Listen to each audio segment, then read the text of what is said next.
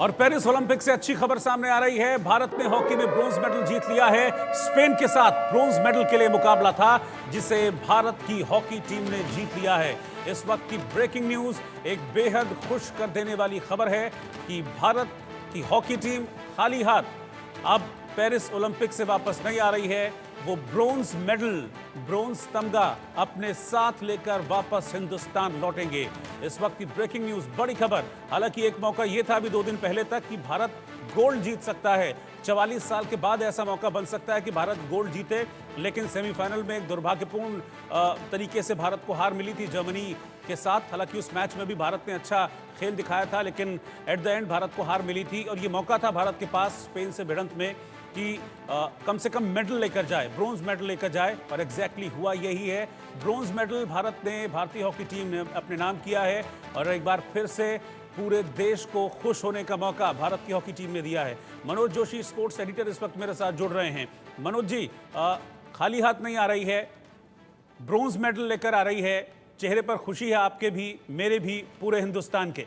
जी हाँ, बिल्कुल। और ये बात समझी भी जा सकती है क्योंकि भारत ऐसे मुकाम पर पहुंच गया था क्योंकि स्वर्ण पदक बिल्कुल हमारी मुट्ठी में था। एक खिलाड़ी कितना बड़ा अंतर साबित हो सकता है, इसकी ये मिसाल है। अमित रोहिदास पिछले मुकाबले में नहीं खेल पाए थे क्योंकि उससे पिछले मुकाबले में रेड कार्ड उनको दिखाया गया था। लेकिन आज वो खेले, आज बखूबी रशर की भूमिका निभाई, पेनल्टी कॉर्नर भी उन्होंने पहला लिया। आज विविधता भारतीय आक्रमण में दिखाई दी। बेशक हम आखिरी क्षणों में सांसें ऊपर की और पेनल्टी कॉर्नर का जिक्र कर रहे हैं आप उसका। 4 पेनल्टी कॉर्नर हमने कंसीड किए थे बारी बारी करके, क्योंकि हमें अपना पोजीशन रखना चाहिए था। कुछ मूलभूत गलतियां हुई, शायद अति उत्साह का हम शिकार हो गए, लेकिन कहते हैं अंत भला तो सब भला। जी बिल्कुल बिल्कुल, आपने ठीक कहा। All well if ends well, ये कहा जाता है, और एग्जैक्टली हुआ भी ऐसा। लेकिन क्या स्पेन एक कमजोर कंटेंडर था? अगर मैं आंकड़ों पर नजर डालूं या पिछले कुछ मुकाबलों की बात करूं तो भारत स्पेन से टक्कर में हमेशा 21 नहीं 22, 23, 24, 30 साबित हुआ है। नहीं, ये बात ठीक है आपकी, क्योंकि आंकड़े हमेशा सच नहीं बोलते। लेकिन आप तस्वीर का दूसरा भी रुख देखिए ना, क्योंकि वर्ल्ड कप में ठीक है हमने उनको हराया, पहले ही मैच में हराया, 2-0 से हराया, लेकिन उनकी प्लेसिंग हमसे ऊपर थी। हम 9वें स्थान पर थे, वो 7वें स्थान पर था। ठीक है, स्पेन टॉप कंटेंडर्स कभी नहीं रहा पिछले 3-4-5 वर्षों में, अगर हम देखें हॉकी में देखें, लेकिन बड़ी बड़ी टीमों को हराया। इस बार बेल्जियम को उसने पराजित किया है, ब्रिटेन को उसने पराजित किया है। तो यहाँ एक जरूर इस बात की आशंका रहती है कि उनकी हॉकी जो है, जिस तरह से कई बार चढ़कर खेलते हैं, जब वो अटैक करते हैं तो इकट्ठे 5 या 6 फॉरवर्ड, मतलब जो मिडफील्डर होते हैं, पूरी तरह फॉरवर्ड बन जाते हैं। उस वक्त काउंटर अटैक, क्योंकि भारत की उतनी बड़ी स्ट्रेटेजी का हिस्सा कभी नहीं रहा, क्योंकि हमारे खिलाड़ियों की क्षमताओं से क्रेग फुलटन पूरी तरह से वाकिफ हैं। और उन्होंने जो कुछ ओवरहेड पासेस से लेकर और जो घूमकर शॉट लगाने की जो कला सिखाई है, जो इससे पहले भारतीय हॉकी में दिखाई नहीं देती थी, तो वाकई इसके लिए मैं कहूंगा क्रेग फुलटन को बहुत बहुत बधाई, पैडी अपटन को बहुत बहुत बधाई, क्योंकि वो एक ऐसे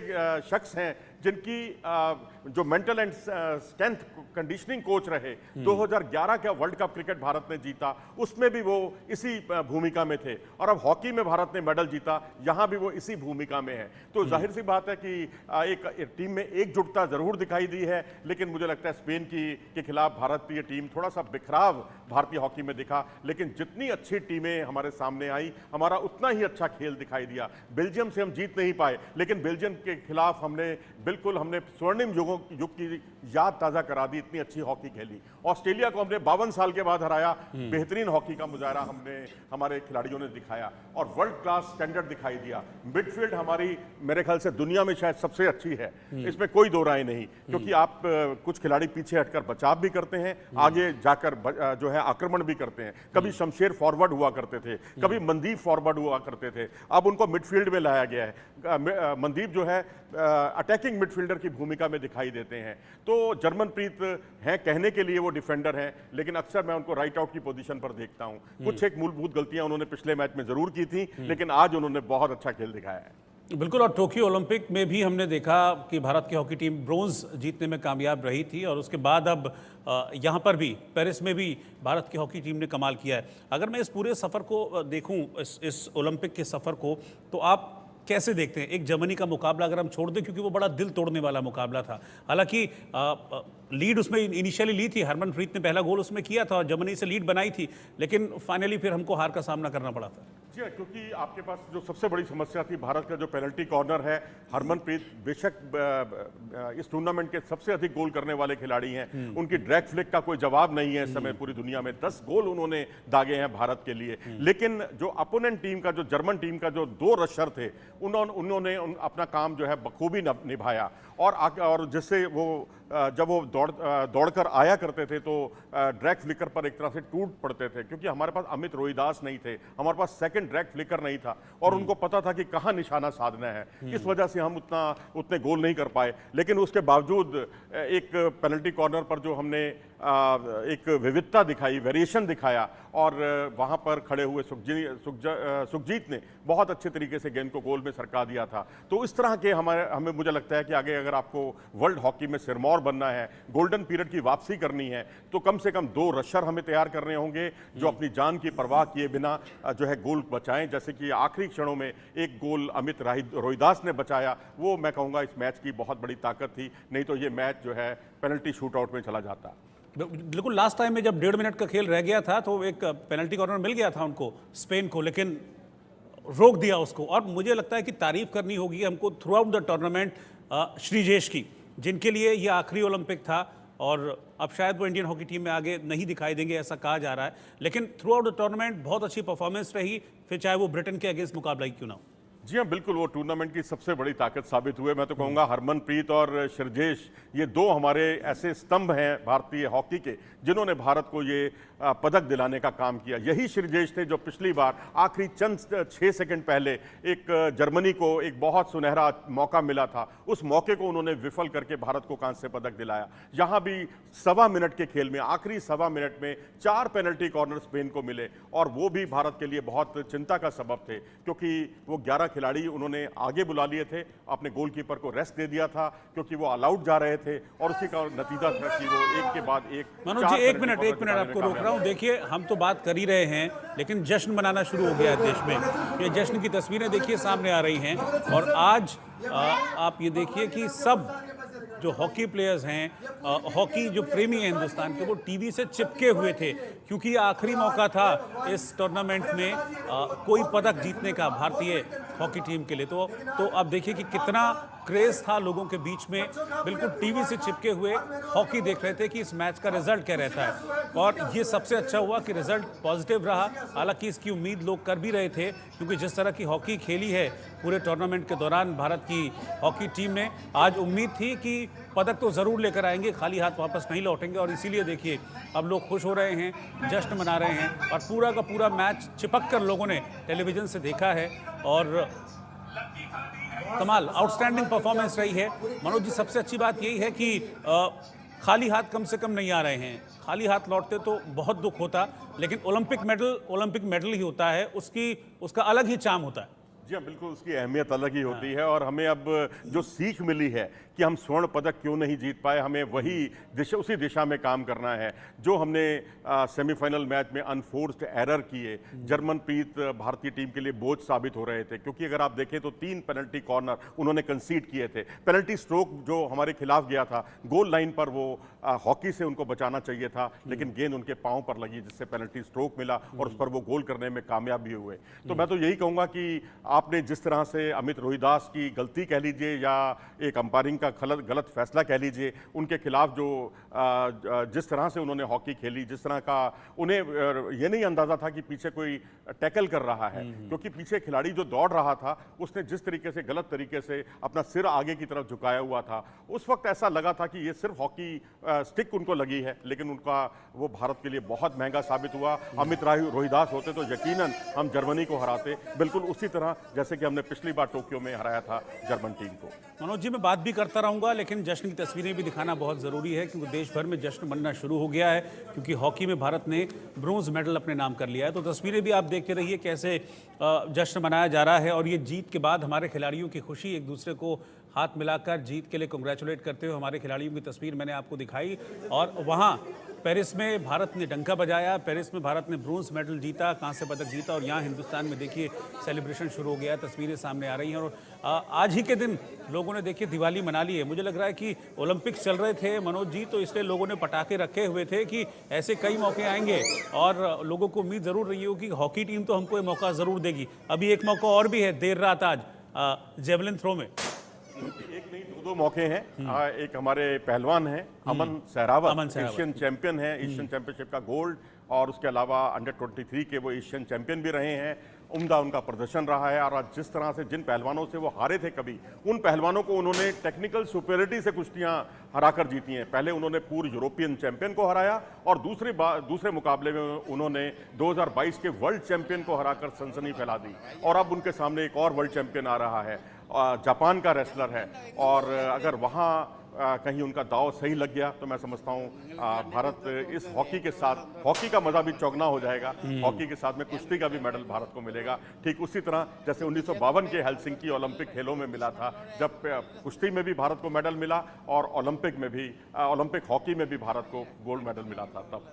जी बिल्कुल, नीरज चोपड़ा से भी आज बहुत उम्मीदें। गोल्डन बॉय तो ऑलरेडी उनका नाम है ही, पड़ चुका है, और आज उम्मीद है कि उनका जो जेवलिन है वो गोल्ड पार करने के बाद ही रुकेगा। जी, मैं तो कहूंगा कि वो अपने पर्सनल बेस्ट की तरफ ध्यान दें कि सर्वश्रेष्ठ उनको प्रदर्शन करना है। और वैसे ये उनकी स्ट्रेटेजी भी रहती है कि अपोनेंट पर ज़्यादा वो प्रवाह नहीं करते, क्योंकि वो यही कहते हैं कि मुझे अपना सर्वश्रेष्ठ करना है। कंपटीशन का स्टैंडर्ड बहुत ऊंचा है। आपको हिंदुस्तान पाकिस्तान के बीच में मुकाबला भी देखने को मिलेगा। नदीम जो एक मौके पर 90 मीटर का बैरियर पार कर चुके हैं, कॉमनवेल्थ गेम्स में उन्होंने ये कमाल किया था, स्वर्ण पदक उनके नाम है। तो यहाँ पर वो पिछली बार 5वें नंबर पर थे, यहाँ वो 4थे नंबर पर आए हैं क्वालिफाइंग मुकाबले में। और इसके अलावा चेक रिपब्लिक के वो खिलाड़ी जिन्होंने नीरज चोपड़ा को तकरीबन 2 महीने पहले दोहा डायमंड लीग में पराजित किया था, और वहाँ पर वो 2 सेंटीमीटर से नीरज चोपड़ा चूक गए थे। मुझे लगता है कि आज कंसिस्टेंसी अगर हम देखेंगे तो नीरज चोपड़ा से बढ़कर आज दुनिया में कोई भी जेवलिन थ्रोअर नहीं है, क्योंकि उनका प्रदर्शन 86 से 89 मीटर तक हमेशा रहता है। लेकिन अगर आप अन्य जेवलिन थ्रोअर को देखेंगे तो कभी वो 92 फेंकते हैं, तो फिर अगले ही कंपटीशन में वो 82 या 83 पर आ जाते हैं। तो ये स्थिति नीरज के साथ नहीं है, और जितनी एडवर्स कंडीशन होती हैं वहाँ उतना ही अच्छा प्रदर्शन नीरज चोपड़ा की तरफ से देखने को मिलता है। पूरी दुनिया हकी बकी होकर हैरान परेशान है कि आखिर उनमें ऐसी क्या खूबी है कि एडवर्स कंडीशन का उन पर कोई असर नहीं पड़ता। क्यों वो 86 से 89 के बीच में ही रहते हैं, इससे नीचे कभी नहीं आते, जबकि हमने तमाम दिग्गज जो जेवलिन थ्रोअर हैं उनको कभी 92 तो कभी 82 करते हुए देखा है, 82 मीटर दूर भाला फेंकते हुए देखा है। जी, मैं वापस हॉकी पर आ रहा हूं, क्योंकि हॉकी की बात करना ही सबसे ज़्यादा इस वक्त ज़रूरी है। और आज के मैच को अगर मैं समझूं आपसे, आपकी नज़र में आज के मैच का हीरो कौन? देखिए, आज के मैच के हीरो हरमनप्रीत भी हैं। आज तो मैं टीम वर्क को मैं कहूँगा, तवज्जो दूंगा, क्योंकि हरमन ने भी गोल तब किए क्योंकि उनके साथी खिलाड़ियों ने पेनल्टी कॉर्नर के मौके जुटाए। अगर वो ना जुटाते तो गोल कैसे होता। तो 2 मौकों पर जो उन्होंने गोल किया, दनदनाता शॉट जो है उनका गोली की रफ्तार से जो है गोल को एकदम भेदता हुआ चला गया। तो बाकी श्रीजेश ने कई मौकों पर, श्रीजेश तो खैर हर मैच के हीरो हैं, निर्विवाद रूप से हीरो हैं, और आज आखिरी सवा मिनट में 4 पेनल्टी कॉर्नर अपोनेंट टीम को मिलना और उसको बारी बारी करके रोकना, मैं कहूँगा सबक आपको ज़रूर सीखना होगा। आपको गोल्ड मेडल जीतना है तो ये गलतियां नहीं होनी चाहिए। आपको बॉल पोजेशन पर ध्यान देना चाहिए, जो जर्मनी, नीदरलैंड, ऑस्ट्रेलिया की मुख्य रणनीति होती है। हमने लंबा शॉट मारकर ये सोच लिया कि अब हमने गंगा नहा लिए हैं, लेकिन ऐसा नहीं था। उन्होंने गेंद को अपने कब्जे में किया और एक के बाद एक पेनल्टी कॉर्नर जुटाते चले गए। 44 सेकंड पहले पेनल्टी कॉर्नर मिला, 38 सेकंड पहले पेनल्टी कॉर्नर मिला। ये तो खुशकिस्मती थी भारत की कि यहाँ अगर मान लीजिए 1 सेकंड के 100वें हिस्से की भी चूक हो जाती। मनोज जी, मैं आपके पास आ रहा हूँ। इस पर ब्रेकिंग न्यूज है। प्रधानमंत्री मोदी ने भारत की हॉकी टीम को मेडल जीतने पर बधाई दी है। पेरिस ओलंपिक में शानदार खेल दिखाते हुए ब्रोंज मेडल अपने नाम किया है। स्पेन को 2-1 से हराया है भारत की हॉकी टीम ने, और इसी के साथ ओलंपिक का ब्रोंज लगातार दूसरे ओलंपिक में भारत ने अपने नाम किया। इससे पहले टोक्यो ओलंपिक में भी भारत ने ब्रोंज मेडल जीता था हॉकी टीम ने, और अब पेरिस ओलंपिक में एक बार फिर भारत की हॉकी टीम ने देश को गर्व करने का मौका दिया है। प्रधानमंत्री मोदी ने गोल्ड मेडल जीतने पर बधाई दी और कहा कि भारत की हॉकी टीम का पेरिस ओलंपिक में शानदार प्रदर्शन रहा है।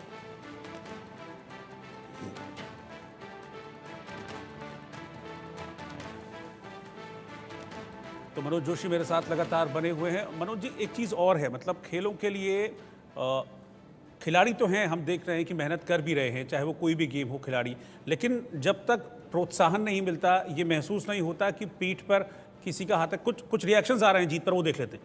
बाबूजी क्या कहेंगे बाबूजी? बहुत खुशी है भाई, बहुत खुशी है। अब दुबे जी कहाँ गए आप हमारे लिए शुभ हैं। बहुत खुशी है। हर हर महादेव। भैया थोड़ी देर बाद बहुत खुशी है। और पूरा देश ऐसे ही खुश है मनोज जी। और वो लोग, वो परिवार वाले जिनके अपने बच्चे, जिनके लाल इस वक्त हॉकी टीम में खेल रहे थे, उनकी तो मतलब खुशी दोगुनी चौगुनी अंदाज़ा ही नहीं लगाया जा सकता। आप देखें कि बोल नहीं पा रहे हैं। जी हाँ, बिल्कुल ये बात समझी भी जा सकती है। मैं तो कहूँगा कि हॉकी जिस तरह से अपने पुराने शिखर पर पहुंचने की ओर अग्रसर है, और उसकी शुरुआत टोक्यो ओलंपिक से हो गई थी, और उसको हमने मेंटेन करके रखा, कम से कम सहेज कर हमने रखा, ये काबिले तारीफ है। और बीच बीच में जो भारतीय हॉकी के दर्शन हुए, पुरानी हॉकी लौटती हुई दिखाई दी, जिस तरह से हमने अभिषेक जो को कई बार सेंटर फॉरवर्ड पोजीशन पर देखा, लेफ्ट आउट की पोजीशन पर हमने ललित को देखा, तो जिस तरह, और हमें कई बार ऐसा लगा जैसे कि मोहम्मद शाहिद और जफर इकबाल की जोड़ी लेफ्ट फ्लैंक से आक्रमण कर रही हो। हमने जिस तरह से गोल बचाते हुए उन्हें देखा, श्रीजेश को, ऐसा लगा कि वो ऑल टाइम जो है भारत के सर्वश्रेष्ठ गोलकीपर हैं। क्योंकि इससे पहले मैंने आशीष बलाल को देखा था, मैंने अशोक दीवान को देखा था, या मैंने लेस्ली फर्नांडिस को देखा था 1975 का वर्ल्ड कप कुआलालंपुर में आयोजित किया गया था, जिसमें भारतीय हॉकी टीम का गोलकीपिंग का बहुत बड़ा हाथ था। लेकिन मुझे लगता है वो सब एक तरफ और श्रीजेश एक तरफ। बिल्कुल जाहिर सी बात है। स्पेन की तरफ से कहाँ गलती हुई? देखिए, स्पेन पहला क्वार्टर था, उसमें किसी को कोई पेनल्टी कॉर्नर नहीं मिला। दूसरे मौके पर मुझे लगता है कि ड्रैग फ्लिक लेने में आज पेनल्टी कॉर्नर के जो मौके थे उनको काफ़ी मिले, उसका वो कोई फ़ायदा नहीं उठा पाए। फिनिशिंग बहुत ख़राब थी उनकी, और पासिंग में भी मैं समझता हूं कि जो विपक्षी टीम के डी में जो प्रवेश किया जाता है, वहां अक्सर वो चूकते रहे, लड़खड़ाते रहे, उसका निश्चित तौर पर भारत को फ़ायदा मिला। लेकिन फिर भी मैं कहूँगा ये खतरनाक टीम है, क्योंकि बेशक ये बुलंदियों वाली टीम नहीं है जो टॉप 3 में रहती हो, लेकिन 5वें 6ठे की नंबर की टीम होते हुए कभी ये बेल्जियम को हराती है, कभी भारत को हराती है। भारत को ये हमें नहीं भूलना चाहिए कि जब प्रो हॉकी लीग का टूर्नामेंट पीछे हुआ था तो वहां हमने भी उन्हें हराया, उन्होंने भी हमें हराया। ये बात भी कड़वी हकीकत है। तो ये हमें आज की हॉकी में जो टॉप की 6 या 7 टीमें हैं, उनके बीच में अंतर बहुत कम है, और कोई भी किसी को भी हरा सकता है। जैसे हमने ऑस्ट्रेलिया को हराया, बस अब अच्छा लगेगा हम ऐसे ही ऑस्ट्रेलिया को आगे भी हराते रहें, बेल्जियम को भी हम हराते रहें, ताकि कोई ये ना कहे कि वो एक फ्लूक था। ठीक है, कुछ रिएक्शंस आ रहे हैं मनोज जी, उनको भी लेते चलते हैं, देखते हैं किस तरीके से लोग अपनी खुशी जाहिर कर रहे हैं। क्योंकि कहीं ना कहीं उम्मीद थी गोल्ड तो नहीं आया, लेकिन कांस्य के लिए भी धड़कन जो है सबकी तेज थी। क्या कहेंगे आप? बहुत मेहनत की बच्चों ने इसके लिए बहुत मेहनत की है। इसके लिए बस वही है कि टीम इंडिया ब्रोंज लेके आई, उसके लिए बहुत बहुत खुशी हो रही है। भावुक भरा पल है निश्चित तौर पर, आप क्या कहेंगे? कितनी खुशी है? अभिषेक का भाई है आप, उनके क्या कहेंगे? बहुत ज्यादा क्या कहते हैं, हैप्पीनेस है एक कि हाँ एंजॉय किया, हर एक मोमेंट एंजॉय किया है। आज का जो मैच था स्टार्टिंग से लेकर एंडिंग तक, जैसे लास्ट मैच था धड़कनें बड़ी हुई थी, सेम ऐसी ही धड़कनें बड़ी हुई थी। होप थी कि हाँ ज्यादा स्कोर करेंगे, अभिषेक भी एक ना एक गोल करेगा, बट अब की बार स्टार्टिंग से लेकर एंड तक डिफेंस भी किया अब की बार। अच्छा, 2 खिलाड़ी हैं सोनीपत के, सुमित और अभिषेक अपने घर से यहीं से है, तो आज के खेल को लेकर क्या कहेंगे? टीम ने क्या कमाल कर दिखाया, और इस कमाल के लिए सबसे ज्यादा श्रेय किसको देना चाहेंगे? टीम की श्रेय तो पूरी टीम को जाएगा। पूरी टीम ने अपना 101% दिया है, 100% दिया है। और सुमित ने आज बहुत बढ़िया प्रदर्शन किया, स्टार्टिंग से लेकर एंडिंग तक। जो डिफेंस में जो होता है, उसने तो हर मैच में अच्छा खेला। आपके साथ अभिषेक रहा है, बहुत सारे किस्से वो बताता हो, कोई किस्सा ऐसा जो हंसाने वाला हो, और आज जो है तुम्हें याद आया हो कि हाँ वाकई ये वही अभिषेक मेरा भाई है, आज जिसने झंडे गाड़ दिए? किस्सा तो ये है कि जब छोटा था अभिषेक, वैसे नर्सरी में एडमिशन हुआ था उसका, मतलब हॉकी की नर्सरी होती है, वहाँ पे जाना स्टार्ट किया था। तो क्या होता था उसके मतलब बॉडी को रिलैक्सेशन चाहिए होता था। तो क्या होता था कि बाहर कहीं पैर हाथ पैर दबाने तो जाता नहीं था। तो क्या होता था, जैसे ही थक हार के आता था हमारे पास, तो पहला ये होता था कि भाई तुम मेरे हाथ पैर दबा दो, मैं तुम्हारे दबा दूंगा।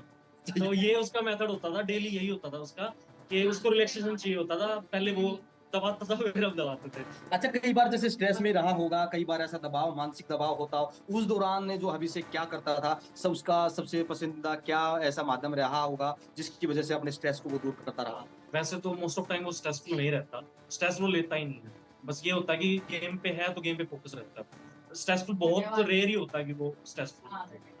यहाँ तक की लड़ाई आसान तो नहीं थी, क्योंकि बहुत बार चोटें भी खाई, बहुत बार संघर्ष भी किया। यहाँ तक की लड़ाई को कैसे देखते हैं कि एक बेटे के लिए, एक भाई के लिए आप क्या कहेंगे? मैं तो बस यही है कि जिस तरह से अब तक खेला है, फ्यूचर में भी ऐसे ही खेलेगा और अपना 100% देता है हर मैच में। होता है कि कभी-कभी होता है कि थक जाता है, नहीं खेल पाता, नहीं आता ना, बोलता है कि भाई I will do next time. आज के मैच को लेकर दो लाइन क्या कहना चाहेंगे आज के इस मैच के लिए? बस ये कहूँगा कि इपिक गेम था, अल्टीमेट जो एन्जॉय किया गेम को, बट सस्पेंस था पूरे गेम में, स्टार्टिंग से लेके एंड तक पूरे गेम में। बिल्कुल, देखिए ये वाकई ही धड़कन बढ़ाने वाला मैच था और इस बात से भी गुरेज नहीं किया जा सकता कि जहां परिवार की धड़कनें बढ़ी थी तो पूरा देश एक आपका स्क्रीन पर जरूर था और ये उम्मीद थी कि आज भारत की झोली में किसी प्रकार से मेडल आ जाए, कोई ऐसी चूक भारतीय टीम ना करे और लिहाजा अंतिम छोर पर जब मैच पहुंचा तो निश्चित तौर पर बहुत बेहतरीन प्रदर्शन जो है भारतीय हॉकी टीम का रहा और निश्चित तौर पर ये प्रदर्शन जो है काफी सराहनीय है और इसी वजह से आज भारतीय हॉकी टीम की झोली में जो है एक मेडल आया है, कांस्य मेडल आया है और ये भारतीय हॉकी टीम ने बल्कि देश की झोली में मेडल आया। जी, इस वक्त AK बंसल साहब हैं जो कि भारतीय हॉकी के पूर्व राष्ट्रीय कोच रहे हैं। बंसल साहब, बहुत बहुत स्वागत है और बहुत गर्व महसूस हो रहा होगा इस वक्त आपको, भारत की हॉकी टीम की उपलब्धि पर ब्रोंज जीत लिया। बिल्कुल बिल्कुल, मेरे को ही नहीं बल्कि सबको, पूरे जो हमारे करोड़ों भारतवासी हैं सभी लोगों को गर्व महसूस हो रहा है। और देखिए, एक चीज शुरू से रही है कि चाहे मेडल हम किसी भी खेल में जीतें, लेकिन हॉकी के मेडल का एक अलग ही नजरिया होता है लोगों के दिल में, एक अलग ही शान समझते हैं उसको। तो आज चाहे ये ब्रॉन्ज मेडल है लेकिन फिर भी गोल्ड मेडल से कम नहीं है। तो सारी दुनिया में जो भारतवासी हैं और हमारे भारतवर्ष में हर एक भारतवासी जो है इसको इतनी शान से देख रहा है और अंदर से इतना क्या कह सकते हैं, इमोशनल हो रहा है जी, खुद जैसे खेल रहा हो अंदर। तो ये एक बहुत बड़ी शान की बात है सबके लिए। आज के मैच को किस तरीके से देखते हैं? मुझे आई एम श्योर कि पूरा मैच आपने देखा होगा, एक भी सेकंड, एक भी मिनट आपने मिस नहीं किया होगा। कैसे आज के पूरे मैच को आप एलेबोरेट करेंगे? ये तो ऐसे लग रहा था, मेरे को 2 स्टैंड लगे हुए हैं, मैं आपको बता रहा हूँ, और मुझे ये खतरा लग रहा था मैच जब इतना, और खासतौर से लास्ट फेज जब चल रहा था, मुझे ये खतरा लग रहा था कि हार्ट अटैक ना हो जाए। तो ये एक शब्द कह देना ही जो है ना, पूरे उसको बयान कर देता है कि कितना रोमांचक मैच रहा होगा। और पूरी ज्यादातर मैच में जो हमने बॉल पोजीशन भी बना के रखा और फिर बहुत ज्यादा गलतियां भी नहीं गई। देखिए, जब 60 मिनट का मैच होता है तो जो खेलने वाला खिलाड़ी है अंदर वो भी इंसान है, कहीं ना कहीं उससे भी गलतियां होती हैं, लेकिन आज हमारी जो गलतियां थी वो बहुत कम रही और उसी का नतीजा रहा कि हम लोगों ने इस मैच को जीता। देखिए, आखिरी जो क्षण थे, जब लास्ट में भी पेनल्टी कॉर्नर मिला है स्पेन को, तो उस समय भी दिल धड़क रहा था कि न जाने होता है, किसी का भी खेल हो सकता है जी। तो रोमांचक खेल शायद मुझे लगता है कि फाइनल भी शायद इतना अच्छा हो जितना कि आज मैच ये वाला। और इस वक्त हमारे साथ पूर्व हॉकी खिलाड़ी गुरजीत कौर भी फोन लाइन पर साथ में जुड़ रहे हैं। गुरजीत जी, बधाई हो, मेडल जीत लिया है, पूरे देश में खुशी का माहौल है। बहुत अच्छा लग रहा है, बहुत ही अच्छी बात है कि इंडिया ने बैक टू बैक मेडल लिया है। मैं सारी टीम को बहुत बहुत कांग्रेचुलेट बोलना चाहती हूँ, हॉकी इंडिया को, उनके स्टाफ मेंबर्स को और सारे प्लेयर्स को मेरी तरफ से बहुत बहुत मुबारक। और बहुत अच्छा खेला सारे प्लेयर्स ने, बहुत अच्छी एफर्ट्स थी, जो उनकी मेहनत थी वो ग्राउंड पे दिख रही थी कि वो अपना 100% दे रहे हैं। तो बहुत खुशी की बात है हॉकी के लिए भी। हॉकी फिर से जो है कि एक सब लोग का इंटरेस्ट बन रहा है हॉकी के लिए। तो सारे हॉकी लवर्स को, हॉकी फैंस को, स्टाफ मेंबर्स को, कोचेस को, हॉकी इंडिया को और सबको मैं बहुत बहुत बधाई देना चाहती हूँ। इस टूर्नामेंट में आपका फेवरेट कौन रहा खिलाड़ी? देखिए सारे प्लेयर्स फेवरेट है। ऑफ कोर्स मैं ड्रैग स्पीकर हूँ तो हरमन मेरा ब्रदर भी है, उनको मैं ज्यादा मतलब मानती हूँ। तो बहुत अच्छे उन्होंने गोल किए हैं, उनसे मिलकर बहुत कुछ सीखने के लिए भी मिला है। तो सारे प्लेयर्स फेवरेट थे, ऐसा नहीं थे पर्टिकुलर एक है, सभी फेवरेट थे और सबने अपना 100% दिया। आई थिंक 200% दिया, जिसका रिजल्ट आज हमें दिख रहा है। थैंक यू गुरजीत जी साथ में जुड़ने के लिए। और शुभ राणा के पास मैं इस वक्त चल रहा हूं। हालांकि शुभ हैं तो नीरज चोपड़ा के घर के पास, लेकिन अभी खुशी का माहौल वहां पर भी देखा जा रहा है। शुभ, क्या तस्वीरें आपको देखने को मिल रही हैं? बड़ा मौका है, भारत की हॉकी टीम ब्रोंज मेडल जीतने में कामयाब रही है। जी देखिए, बिल्कुल 140 करोड़ देशवासी खुशी से अब झूम रहे हैं। मैं इस वक्त नीरज चोपड़ा के गांव में हूं, क्योंकि अब अगली टकटकी नीरज चोपड़ा की जैवलिन थ्रो में हमारे साथ बातचीत करने के लिए उनके दादाजी भी मौजूद हैं, उनसे बात करेंगे। ये बताइए दादाजी, आपने नीरज चोपड़ा अपने पोते को खेलते हुए देखा, रिकॉर्ड बनाया आपके पोते ने और आज फिर मैच है, क्या सोच रहे हैं? हम तो परमात्मा से यही दुआ करते हैं कि देश के लिए वो अच्छा खेल के आए और बढ़िया मेडल लेके आए। ये दुआ भगवान से करते हैं कि भाई अच्छा खेले, अपना पूरा जोर लगा के। जैसे भी तैयारी अच्छी है उसकी, तैयारी को देखते हुए हमें उम्मीद लग रही भाई बढ़िया मेडल आएगा देश के लिए। देश का भी नाम रोशन होगा और हमारा तो हो गई, देश के लिए अच्छा ही होगा। हॉकी का मैच भी हम जीते हैं, ब्रॉन्ज मेडल दादाजी हमने जीत लिया है, क्या सोचते हैं, क्या बधाई देना चाहेंगे? मैं उनको बधाई देता हूँ कि उन्होंने मेडल जीता है, बहुत परिश्रम किया है, काफ़ी परिश्रम के बाद मेडल निकला है। और मैं आगे भी आशा करता हूँ कि ऐसे ही खेलते रहे और मेडल लेते रहे। देखिए, जब भारत ने ब्रॉन्ज का मेडल जीता हॉकी में तो पूरा ये इलाका झूम उठा था। अपने अपने घर के बाहर भी तमाम चेयर्स लगा रखी हैं, इंतजाम कर रखा है। और अब आपकी सीधी नजर देखिए स्क्रीन पर जहां हॉकी का मैच चल रहा है। ये बताइए दादाजी, हॉकी का मैच जो है, आज का दिन बड़ा शुभ है, हॉकी का मैच हम जीत गए, अब अगला मैच आपके बेटे का है, 12 बजे का टाइम है और यहाँ दिवाली जैसा माहौल देखने को लग रहा है। यही प्रार्थना करते हैं कि ऐसे ही भगवान उसको भी कामयाबी दे और देश का मान बढ़ाए। आपकी बात हुई थी उनसे, नीरज चोपड़ा? मेरी उससे कोई बात नहीं हुई, वो फोन पे उसके पेरेंट्स जो पापा उनके, उनसे बात हुई होगी, मेरी बात नहीं हुई। क्या मैसेज देंगे अगर वो देख रहे होंगे, क्या कहना चाहेंगे? नहीं देंगे, उनको अपने तरफ से पूरा प्यार देंगे, होता है आशीर्वाद देंगे उनको। और हम चाहते हैं कि देशवासियों का आशीर्वाद भी उसके ऊपर बना रहे और ऐसे ही प्रेम मिलता रहे। हमें बहुत खुशी है जो देशवासी उसको आशीर्वाद देते हैं और उसका इंतजार कर रहे हैं। हर देश की निगाहें हैं उस पर, तो हम यही प्रार्थना करते हैं भगवान उसको कामयाबी दे। बहुत बहुत शुक्रिया हमसे बातचीत करने के लिए। तो देखिए, शानदार हॉकी की जीत और मैं आपको यहाँ की तस्वीरें दिखा दूं, क्योंकि देखिए पूरा का पूरा यहाँ इंतजाम किया हुआ है, स्क्रीन लगाई हुई है। और क्योंकि देखिए नीरज चोपड़ा का गांव कनाडा है और अगली उम्मीद भारत की इसी से है। और देखिए जैसे ही हॉकी का मैच जीते तो बच्चा बच्चा यहाँ झूम उठा। इन छोटे बच्चों से भी बात करेंगे। ये बताओ बच्चों, हॉकी का मैच जीत गए, कैसा लग रहा है, क्या बोलना चाहोगे? कुछ अच्छा, खुश हो, क्या बोलना चाहोगे? हॉकी का मैच जीत गए, तुम डांस कर रहे थे जब मैच जीते थे? हाँ कर रहे थे डांस। अब अगला मैच तुम्हारे भाई का है। हाँ, नीरज हमारा बड़ा भाई है, हमने उसका पूरा कर वो देश का नाम रोशन करेगा। तो देखिए साफ तौर से, क्योंकि पूरी निगाहें जो है वो अब अगले मैच पे है और भारत के लिए ये ऐतिहासिक क्षण है, क्योंकि हॉकी का ये जो ब्रॉन्ज मेडल है ये हमारे लिए किसी गोल्ड से कम नहीं। हालांकि विनेश फोगाट की खबर से पूरा देश शौक में जरूर आ गया था, लेकिन फिलहाल ये जो ब्रॉन्ज मेडल की सौगात भारत को मिली है उससे खुशी की लहर जरूर है। जी बिल्कुल शुभ, मैं आपके पास लौट रहा हूं क्योंकि आप नीरज के घर